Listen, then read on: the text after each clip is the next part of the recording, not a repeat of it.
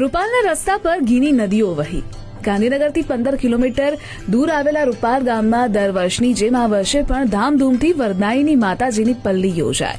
વર્ષો જૂની આ પરંપરા છે જે અકબંધ છે. પલ્લીની પ્રથા એવી છે કે જે લોકોની બાધા પૂરી થઈ હોય તેઓ પલ્લીમાં ઘી ચઢાવે છે. આ ઉપરાંત બાળકો જન્મ્યા હોય તેમને પણ પલ્લીના દર્શન કરાવવા માટે અહીં લાવવામાં આવે છે. બાળકોનો જન્મ થયો હોય તેમને માતાઓ પલ્લીની સ્તુતિ વંદના કરે છે તો ગામની મહિલાઓ માથે ઘડોલિયા લઈ ગરબા કરે છે અને ગામના યુવાનો પલ્લીને એક ચોકમાંથી બીજા ચોકમાં લઈ જવાનું કામ કરે છે. સૌપ્રથમ જ્વાળા અને ખીજડાના પૂજનથી શરૂઆત થાય.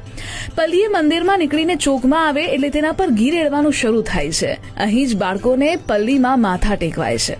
વરદાયીની માતાજીના અને પલ્લીના દર્શન કરી લોકો માનતા પૂર્ણ કરતા હોય છે.